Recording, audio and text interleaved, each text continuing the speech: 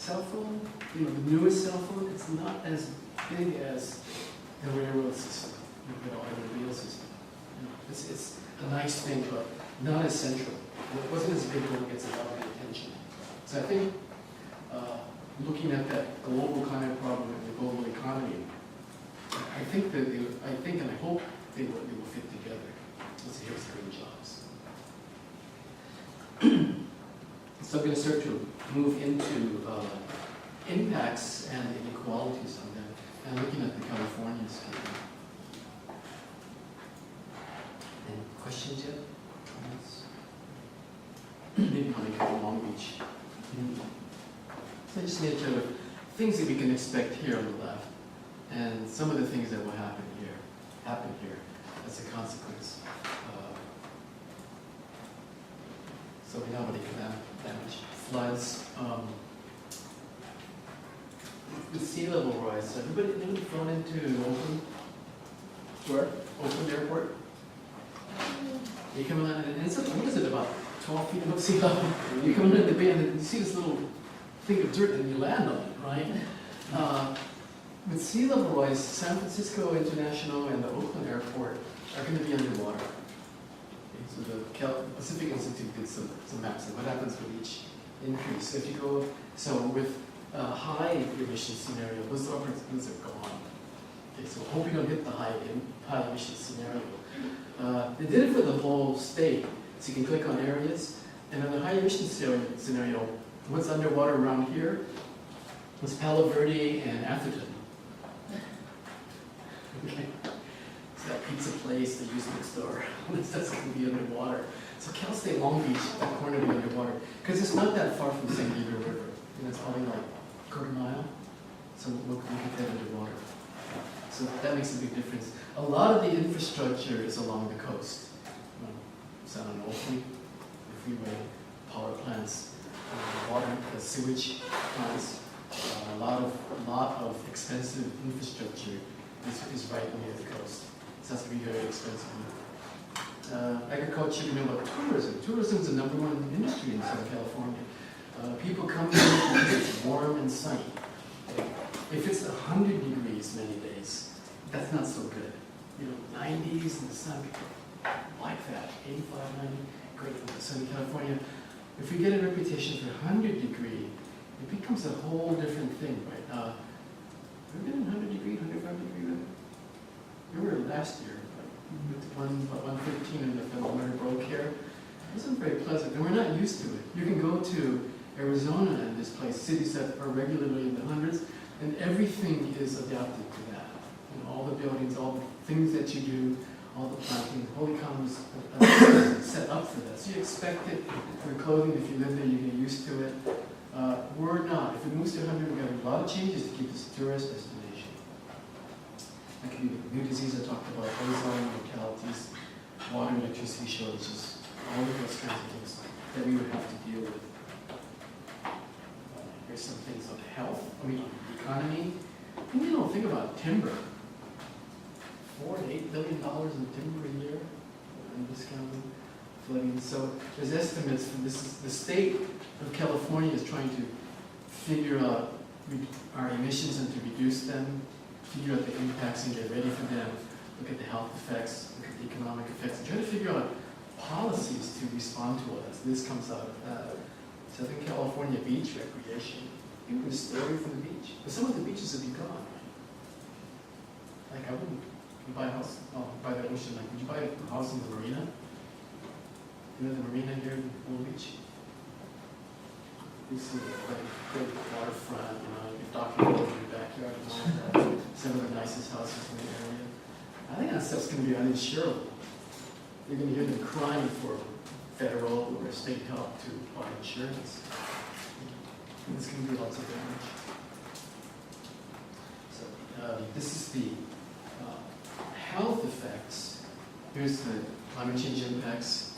Here are health impacts. And who's vulnerable? Who's especially vulnerable? Extreme heat, old people. Everywhere around the world where there's been heat waves, you get frail elderly, especially people who are isolated, nobody checks up and dying from it. Children, diabetics. There's a lot of categories. Some of these are just individual health status. Others are the social situation, right? Poor air quality, children health, respiratory diseases. Some, many times the same categories. So you look it up, and some people are very, very vulnerable to it. So, yeah. Over here's from agriculture changes, agriculture workers. Just working in the heat. Every year, a few people die from heat as workers, not elderly, but healthy, working age adults. And they tend to be people working out in the fields. And things like people looks like roofing. They're out on the roof, it's allowed. And they either don't take breaks or they're not allowed to. And you get people dying in the field. A lot of it because of the working conditions are bad. I saw an article this morning where some farm workers from the recent fire left their jobs because it was too smoky to work, so they got fired. They got fired because they wouldn't go out into the smoky fields, right? And there was a huge fight, and employers said they could have their job back. They said, forget that, we're not coming back. So some people are under lots of pressure to just keep, shut up and keep rolling. I want that. California crops that got to be picked now, and the owner's got a lot riding on it, because next week that stuff is no good.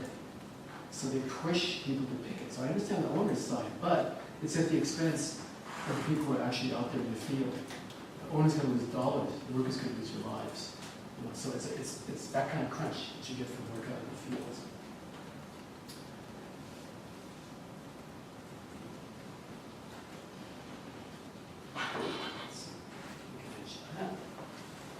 So heat waves is something that we're very prone to, where it's hot for a long time.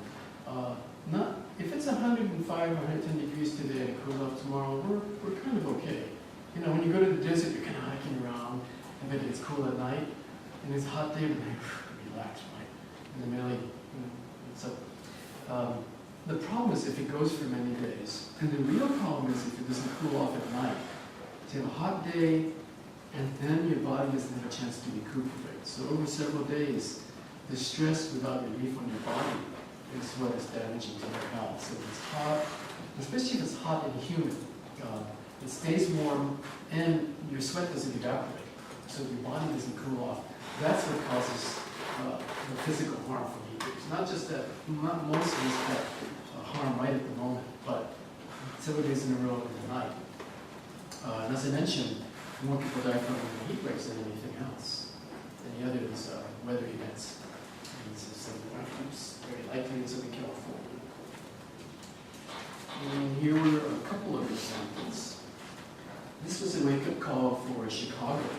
I think it's 20 years ago. Had a long heat wave, pressure air sat over the Midwest for a long time, and people started rolling into the morgues, ERs, and the morgues are filling up. There was a denial that anything was going on. It's just summer. People always thought it was a difference. Huge issue, and when they analyzed the patterns, the mortality, a couple of things. It was really hot for like 10, 11 days. The victims were disproportionately poor, elderly, and socially isolated African Americans. In numbers, it was about, at the time Chicago was mostly white and black, few Asians, few Latinos. So mostly, about half and half white and black. So numbers, about equal. But African Americans, a small part of the city population, had a high overrepresentation of people that were harmed and died from it. And one real cluster that stood out were poor, elderly, socially isolated African American men. So basically, poor guys in apartments without air conditioning, nobody checking up on them, can't get out of the city, afraid to go sit out in the street, and they just died in their rooms. They were just found in their rooms. Sometimes I don't know when they're hot. Like my parents, we had a sweltering house. They just felt comfortable when they were old. I'd come in and it was like incredibly hot. So just in terms of the body's perception of dangerous heat, I think also elderly may not recognize when the temperature is too high for their health. It felt comfortable even though it was damaging. It's like to be a part of it too.